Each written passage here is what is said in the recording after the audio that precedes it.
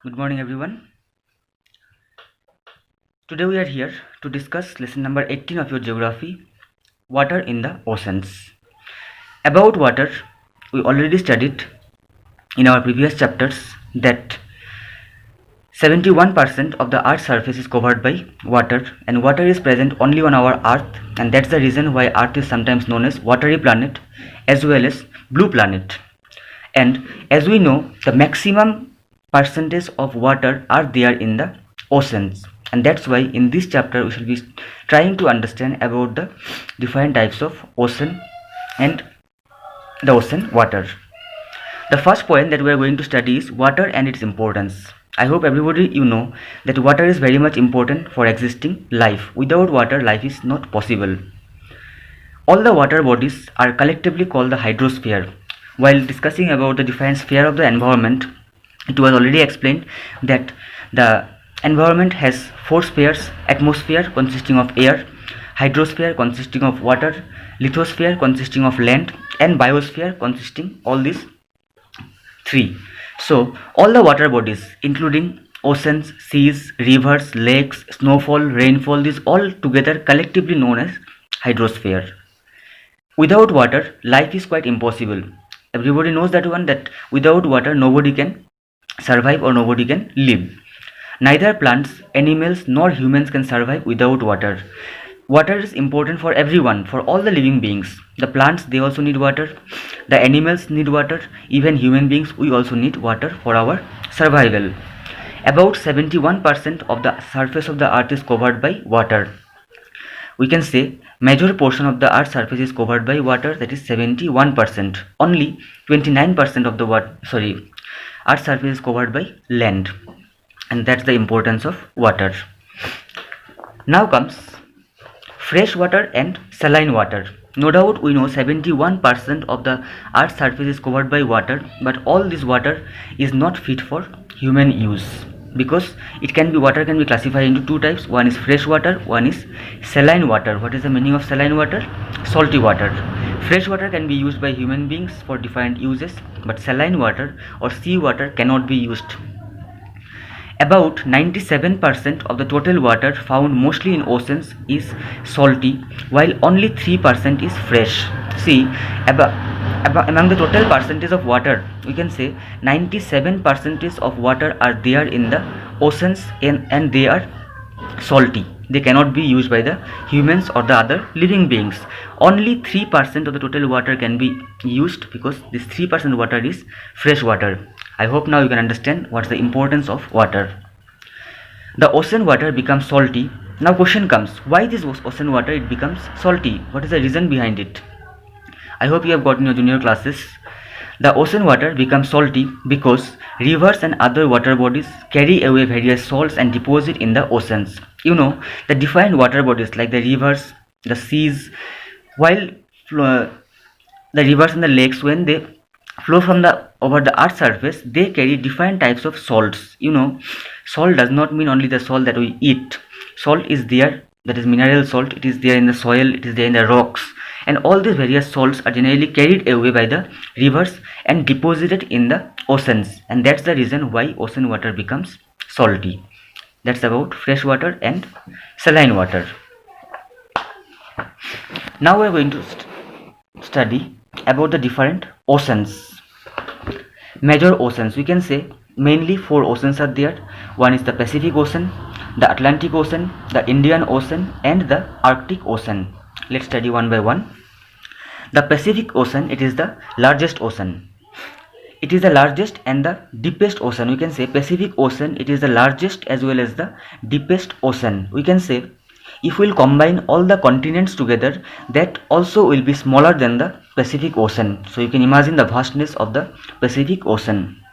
It covers an area of 166,884,380 square kilometer. This is the area of the Pacific Ocean. Approx area 166,884,380 square kilometer. It is the area of the Pacific Ocean. Mariana Trench, it is the deepest place in the world. Mariana Trench in the Pacific Ocean, about 11,022 meter depth.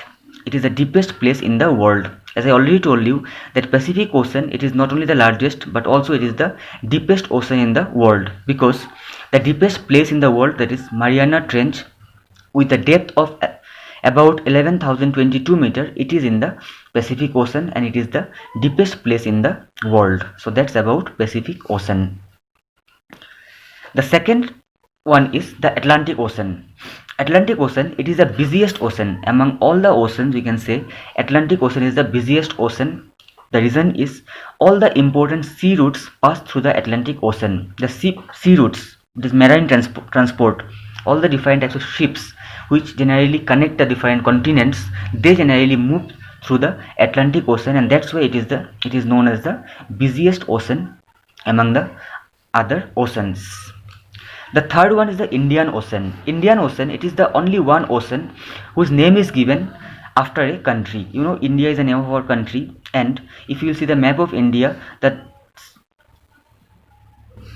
southern part, this portion is covered by the Indian Ocean. Since major portion of our country is surrounded by this ocean, it has been given the name as the Indian Ocean. It is the only ocean named after a country, that is India. It lies to the south of India. If you see the map of India, this is the down part of the southern part. This portion is covered by the or surrounded by the Indian Ocean. The last one is the Arctic Ocean. It surrounds the North Pole and lies within the Arctic Circle. I think you have got in class 6 about the different heat zones. This is the North Pole and this is the South Pole. Arctic region, Arctic Circle, and this is the Antarctic Circle, whereas this is the equator. We can say this Arctic Ocean, it surrounds the North Pole and lies within the Arctic Circle. It is in the North Pole and it generally covers the Arctic Circle. A narrow stretch of water called Bering Strait, this Bering Strait, it generally connects the Pacific Ocean with the Arctic Ocean. The Arctic Ocean and the Pacific Ocean are connected by one narrow channel of water which is known as the Bering Strait. So that's about all the oceans. Now the last portion of this video or this chapter, we are going to study about the movement of ocean water. You know, the water in the oceans or the sea or the rivers, they are never static. The waters of oceans and seas are never still. Never still means they keep on moving for one reason or the others. They are always moving for one reason or the other. The water which is there in the ocean and seas and even in the river, they are never still. Sometimes their movement may be fast and sometimes it may be slow, but they always keep on moving. Waves, tides and currents are the three chief movements of the ocean water. We can say the movement of ocean water can be classified into three types depending on their types. The first one is waves, the second one is tides, and the third one is currents. So we shall be discussing about all these three. First of all, we shall try to understand about waves. I think you have seen, if this is the level of water, the ocean water, they comes like that, they make ripples like that. This movement is generally known as waves. Waves are produced by the pushing action of winds. We can say waves are generally caused by the winds. When the water on the surface of the oceans or the seas, they will be pushed by the wind, they will form ripples like that and they will hit the shore, and this is known as the wave. Waves are felt only at the surface and not at great depths. Remember, if this is the surface of water, waves are found only on the surface. They are not found at the depths. They vary in size and height according to the strength of the winds. If you will see the waves, sometimes they may be small, sometimes they may be bigger, and this size, it generally depends on the velocity of the wind. If the wind blows fastly, the size of the wave will be higher, and if the movement of the wind is slow, the size of the wave will be smaller. So that's about waves. Now comes tides. The seawater rises and falls regularly twice a day at regular intervals. Generally what happens, twice in a day, the level of the water, once it rises and when it falls, and that movement is generally known as tides. This rise and fall of seawater is called tides. See, waves continuously, they will be coming and going back. But tides, it occurs only 2 times in a day. One time, suppose this is the level of water, one time the level will increase, which is known as the high tide. In the alternate hours, next 12 hours, it will be going down, which is known as the low tides. The rising of water is called high tide, while the falling of water is known as low tide. As I already told you, when the level of water will rise in 12 hours, it is known as high tide. In the next 12 hours, when it will go down, that is known as the low tide. So tides can be classified into 2 types. One is high tide, another one is low tide. Tides are mainly caused by the attraction exerted by the moon and the sun on the surface of the water. As we got earlier, that waves are generally caused by the movement of the wind, and tides are generally caused by the attraction. The moon, especially the moon and the sun, they are exerting their attraction on the surface of the water, and because of that attraction, the waters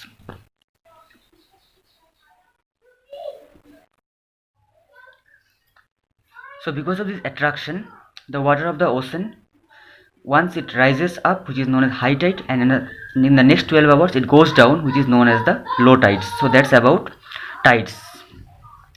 The third type of movement of ocean water is ocean currents. It is a third type of movement.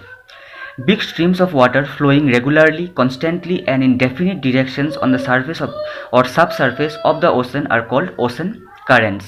Generally, if this is the ocean bed, suppose say this is the bed of the ocean and this is the surface of water, depending on the air current, the movement of air, the direction of the air, the ocean water, it constantly move towards one direction, either on the surface of the water or maybe on the subsurface of the water, and this movement of water is known as the ocean currents.